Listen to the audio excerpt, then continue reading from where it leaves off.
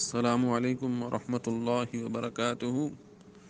صحیح مسلم کی حدیث نمبر 6572 میں حضرت ابو ذر غفاری رضی اللہ تعالی عنہ سے روایت ہے کہ نبی کریم صلی اللہ علیہ وسلم نے اللہ تبارک و تعالی سے روایت کرتے ہوئے بیان کیا، اللہ تبارک و تعالی نے فرمایا، اے میرے بندو، میں نے ظلم کو اپنے اوپر حرام کر لیا ہے اور اسے تمہارے درمیان بھی حرام قرار دیا ہے، لہٰذا تم ایک دوسرے پر ظلم نہ کرو۔ اے میرے بندو، تم سب گمراہ ہو سوائے اس کے جسے میں ہدایت سے نواز دوں، بس تم مجھ سے ہی ہدایت مانگو، میں تمہیں ہدایت دوں گا۔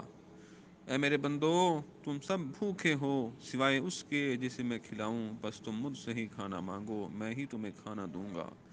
اے میرے بندو، تم سب ننگے ہو سوائے اس کے جسے میں لباس پہناؤں، پس تم مجھ سے ہی لباس مانگو، میں تمہیں لباس دوں گا۔ اے میرے بندو، تم سب دن رات گناہ کرتے ہو اور میں سارے گناہوں کو بخش دیتا ہوں، بس تم مجھ سے ہی بخشش مانگو، میں تمہیں بخش دوں گا۔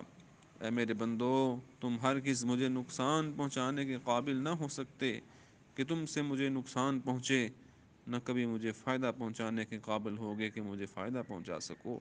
اے میرے بندو، اگر تمہارے پہلے اور تمہارے بعد والے اور تمہارے انسان اور تمہارے جن سب مل کر تم میں سے ایک انتہائی متقی انسان کے دل کے مطابق ہو جائیں تو اس سے میری بادشاہت میں کوئی اضافہ نہیں ہو سکتا۔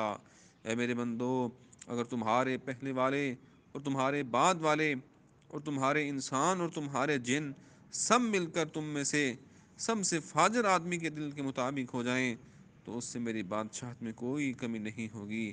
اے میرے بندو، اگر تمہارے پہلے کے لوگ اور تمہارے آخر کے لوگ اور تمہارے انسان اور تمہارے جنات ایک کھلے میدان میں کھڑے ہو جائیں اور سب مجھ سے سوال کریں اور میں ہر انسان کو اس کی طلب کا چیز دے دوں تو اس سے میرے خزانوں میں کوئی کمی نہیں ہوگی سوائے ایسے جیسے ایک سوئی سمندر میں ڈبونے کے بعد پانی میں کمی کرتی ہے۔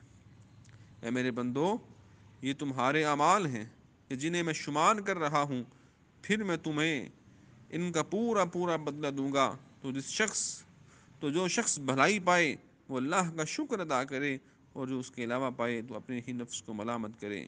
اللہ سبحانہ و تعالی نے اس حدیث قدسی میں اپنا جو تعارف کروایا ہے اس کو پوری طرح سمجھ کر ہی مان لینا ہی کامیابی ہے۔ بندوں کو پہنچنے والی تمام بھلائیاں بغیر کسی استحقاق کے اللہ تعالیٰ کے فضل و کرم کی وجہ سے ہیں، جبکہ تمام برائیں ابن آدم کی طرف سے اپنی نفسانی خواہش کی پیروی کرنے کی وجہ سے ہیں۔ اللہ اپنی ذات جل جلالہ کے سوا کسی کا محتاج نہ بنائے اور نہ ہی کسی اور پر دلی بھروسہ ہونے دے۔ آمین آمین۔